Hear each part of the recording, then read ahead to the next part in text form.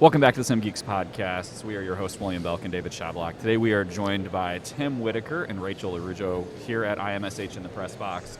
And they're going to talk to us about the SSH certification process and go through kind of their backgrounds as well. So Rachel, I'll let you start. Oh boy. Hi, my name is Rachel Araujo. I'm the Director of Certification for SSH. They stole me from assessment design. I worked for Prometric before, so I have 14 years in assessment design and psychometrics. Nice. And I'm Tim Whitaker. I'm the chair of the Certification Council, so the council oversees the certification process along with the boss that you just heard from him. And we have a various group of individuals, SMEs, that help with the exam. So I chair all of that activity. My background's pre-hospital simulation for many years, military. I'm currently the product manager for CAE, taking care of that. So that's about it. Cool. So we've got you here to talk about certification. I actually have two of them, and I know a lot of people that have them. So the basics of why get a certification, what in a succinct sentence or two or phrase could you say is what do you think is the most important to you, not just the society, but to you? Why do you think it's so important? Well, to me it shows dedication to the industry. No one wants to take a multiple choice test. No one wants to go through the registration and proving that you're worthy and the stress of all of it. So it does show not only your employers, but fellow certificants, everyone in the healthcare simulation industry, that you are devoted to this and you're willing to put yourself through a really not pleasant process for it. Yeah, I agree. Yeah, you're right. It is definitely work. It is definitely, but it is rewarding as well. To add to that, I think it's something that we need in the industry. That's part of the advocacy we've been doing with the regulatory agencies, the industry, and institutes. Because if we're truly going to save lives, we need to do this right, and we need to build things right under best practice. And we also, the certification will help do that. At some point, we're still maturing, but at some point, regulatory things will be put into place. We've seen some of it with the studies that, the longitudinal study that if you're going to substitute clinical experience with simulation, they really want certified individuals building it, and you're following the standards, and that's kind of important that we need to do that. So we're all in the shared mental model by doing what's right for patient safety. So I think that's the other piece to what I see why it's important. And all of us need to, in the industry, we need to advocate for that. The people that are going out here taking the MCQs, as we call it, and putting yourself through all that stuff, you should be rewarded. You do get professionally rewarded inside, but there's an intrinsic and extrinsic thing. And I think the extrinsic thing, people need to start embracing that, make it part of a career ladder, and how you move through. And I know you just gave a presentation on this not 15 minutes ago, but just real quick for us, what are the numbers? How many people do we currently have certified, worldwide? How many countries? Yeah, we're 10 years old. Happy birthday to certification. Woo. And actually, way back in the day, as they've seen on the slides, when we were locked into those dark rooms. Yep. Really, it wasn't that bad. It was Tampa, Florida. It wasn't bad. Ray, she was the first test developer for the company, so she's been through this whole ride. Mm-hmm. We're currently looking at over 4,000 people in 43 countries. And we really are the only accredited certification for simulation for an individual worldwide. We really are. And it is not just throw things together. The accreditation process alone, for us to be a certification body, is pretty rigorous in itself. Mm-hmm. And the process isn't easy, too. I've been through 3 of them now, and I will say I have noticed the evolution, because I got my CHSOS 5 years ago, and that was, it was difficult. It was the first one, how to do it, what do I get? There wasn't as much reference, there wasn't as much support as there is now. So since I've gone on to get my other 2, I've noticed how much more support there is, how much more polished everything is, and I really appreciate the hard work because it shows. I will tell you, just taking CHSE, the approach, how to do it, and everything was so much, I can see your hard work, and I appreciate that. Well, we really don't want anything out there, obviously, that's going to make us look bad. And part of it is looking at the items or the test questions, their performance, something we do every year. So we have test questions and they don't perform well, they're kicked out. So we're never going to set someone up to fail based on that. We only want to put our best quality forward. So if you take it now and put compared to when it first came out. The items, the test questions that you're being graded on are the ones that we know are doing their job, performing well, great statistics. The people who know their stuff are getting it right, and we're not tricking anybody. Yeah, and literally, Rachel's correct. The designers, we'll hear it. I don't like that question, and it's a valid thing to ask. It's just not written right, and then we have to change things around. So I get it. It's not, the exam's not to trick you. It is to test your knowledge at a 2-year level. Yep. That's the biggest thing to understand. No, if you've been in this for 10 years and you wander in there and try to take your 10-year head in there, it's not going to go well. You put it at 2 years. It's at that level. We're improving a lot of things and keep working on new references. Part of it, there's a firewall. So the education committee and the education department of SSH handle a lot of the the review courses. Then they also handle some of this referencing of what to use. But we're trying to improve that. And literally, you were right. I remember I did mine way back in the day, and the handbook for sound engineers. There was literally one little page in there that had to do with a question. Yep. And but it's a book that's 3 inches thick. Correct. So we're trying to improve that. Literally, there wasn't a lot of reference available back then. So you're using research abstracts as a reference. Now, as we see, like Defining Excellence, the textbook it's covering a lot of things. Sim Champions. There's a lot of things that are more succinct in the textbook realm now that we can use to write, and reference-base the questions. So. Yeah, because I will say that I took my CHSOS well over 5 years ago. I don't remember when, but it's been a while. And people would ask me, well, how do you prepare it? I'm like, now I had to go back and look at the content to try to prepare a group in my organization, my day job. And it was so much easier because I used the blueprint like I did the first time, but it was more focusing areas to help and things like that. You're right. The evolution, I've seen it throughout the years, and it's been great. The blueprint, and again, we just completed the practice analysis, which is required every 5 years. The first stage of the practice analysis. The first stage. Thank you for correcting me. The first stage of it, what that does is drive how the domains in the blueprint are restructured. Because we're evolving, simulation changes, jobs are changing on what we do, and with that information from internationally as well, we can reshape the domains inside the blueprints.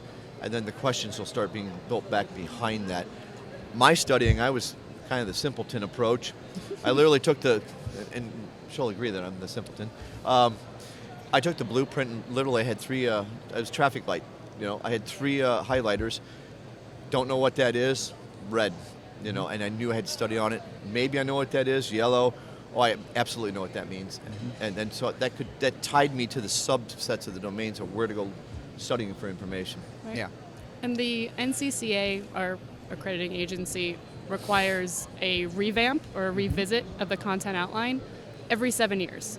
And SSH does it every 5 years. Right. Because we want to make sure that everything is as updated as possible, as current as possible, and we're not testing on anything old, outdated, and crappy. So actually, on that subject there, I have a question for you guys. If somebody who's already certified or is involved in society in other ways wants to get involved in either item writing or being involved in that research, how does that work? What do they need to do? Gosh, we put out calls for volunteers for item writing every year. Okay. There's also every step in the exam development cycle, from the practice analysis, item development, reviewing statistics, reviewing actual exam forms, the entire content of the exam. Subject matter experts do it. It's not Tim and I in a room with a glass of rum going, we're going to just do this today. Yeah. We involve a whole committee of subject matter experts and different ones for different internationally, exercises. I want to add internationally. And international. I think we've had over 300 subject matter experts from over 25 countries who've participated at some point in exam development.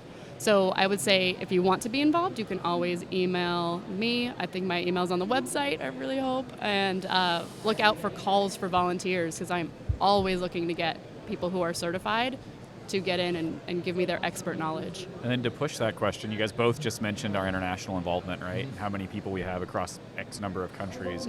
How many languages currently? I know this exam's been converted a few times or translated a few times. So far we only have one language. We have it in Spanish. Okay. The issue with translation from a certification standpoint is that it doesn't matter how much money you throw at it, the items are written in English. And so there's always going to be something that's lost there in translation, and it's very expensive, it's time consuming, and it doesn't provide the same results because, again, the base items are written in English. So we're experimenting right now with, I'm allowed to talk about this, right?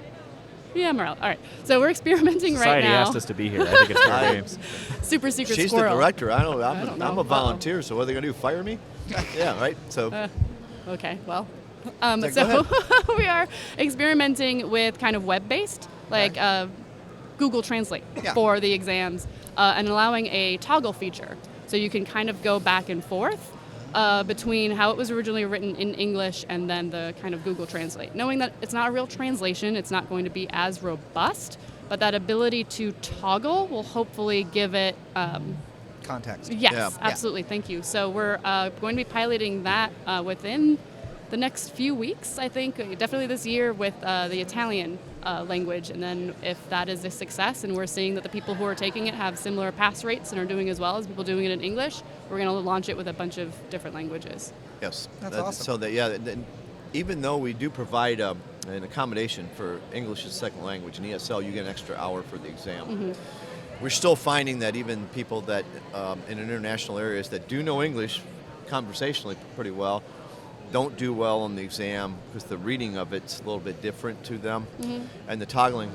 She's right. It's almost like a little AI in the back end to do that. Because trying to translate, I can tell you from my job that even localizing our softwares and stuff for simulation, user guides, sometimes because of medical terms and things, it does not come out right on the other end. So it is a struggle, and we're trying to find the best way to accommodate that. I mean, the certification, I will say, the certification at SSH it's not this big profit making thing. That was never the intent. We like to try to just break even, right? So we have to watch those. And Spanish was obviously the first largest language, and we actually had people that were some of our SMEs do that translation for us. So, and we may be able to do that too with partnering with other societies who approach us and want that language, translated across. Yeah, we sent it to a professional translation company, and then it came back, and then we had a group of subject matter experts do the back translation and change things to make it fit better. It almost has to be written in that, in that native language, Yes. right? And Yeah. you kind of mentioned that. And think about any time you've ever gotten an instruction manual to your software point, it was written in another language and then translated to English. It almost never makes sense. Right. So we're seeing this go the opposite direction. Yeah, you literally have to translate it to the language, then back translate it to see how it comes back. Yep. And so it's not just throw it into this little website somewhere and see how this all pops out. Because we've all seen the phrase, we've all seen the content that is producing the phrase lost in the translation. Correct. And that's what you're trying to do Yes. is Exactly. you're trying to be the most fair, competent, to uphold the standards. And that's awesome. Yeah, that's our goal, is to be as fair and valid Inclusive, and yeah. reliable as possible, but huge unfairness. Again, we say with the test questions, we're not out to trick anybody. We're not out to set some ridiculously high standard that no one can achieve. Is there a band? I think well, so. I think we have the official opening of the show floor Oh, Yeah. as we're recording here, because that must be that. But that's why we have good audio stuff. Yeah. So, Yeah. I might just have to get closer to the microphones. All right. I just thought someone was very excited about Yes. fairness in testing. So guys, we're up to 4 separate certifications, right? So we have the 2 Correct. exam-based and the Yes. 2 portfolio-based certifications. What's next? What's on the horizon for the next that you 5 or can 10 say. years? That we can say. We are looking How about into interests and ideas. we are looking into different titles for Yes. sure. It's going to take a lot of effort, definitely some market studies into it, Yes. but looking at micro-credentials as well to kind of cast a wide net and give Specialization, recognitions to people who are doing completely unique and different things in Yeah. certification and simulation. So we are exploring other things, and there's 2 ways to look at it. And where your role is in simulation. There's more and more roles that evolve, right? Yes. Similar to like a director, just something for instance. There may be merit with those kind of things, but we won't do it without I know that there's 2 pieces to it. At the end of the day, we're a business, so there's got to be a business case, investment book case, and then there's also does it make sense from the practice standpoint, and We're getting, Do we want to pause? that band's getting close. I actually think it's better because of it, because it's Yeah. going to get caught in the video, too. Yeah. I'm very excited about it. Yeah. So hopefully you can see, on the video, Oh, there's, man. still People on walkers and things like stilts. that. Yeah. So, yeah, I like the idea of this because, something that's been on the forefront of my brain and I've been talking about and I've had posts on is talking about the business of simulation, which we talk about the application, we talk about the practice and things like that, but even just the business of running a sim center sustainably, efficiently, and making sure it's going to be here for many, many years to come. That could be, and again, I know no information, I'm just saying that I could see the idea of the subsets of different domains, being of interest. So I'll be excited to see what comes in the future, and that's neat. I'm guessing by the band we're going to be in New Orleans next year. Ah. No, we're in California. Yeah, it's like San Diego, isn't it? Yeah. Oh, That's you're going to get fired from your volunteer position. Oh, well. It Well, happens. it's New Orleans music, and it's like. Well, because we're we're in getting close to Orlando. Mardi Gras. Oh, that's true too. Could be just that, or it could just be to get attention, Hey.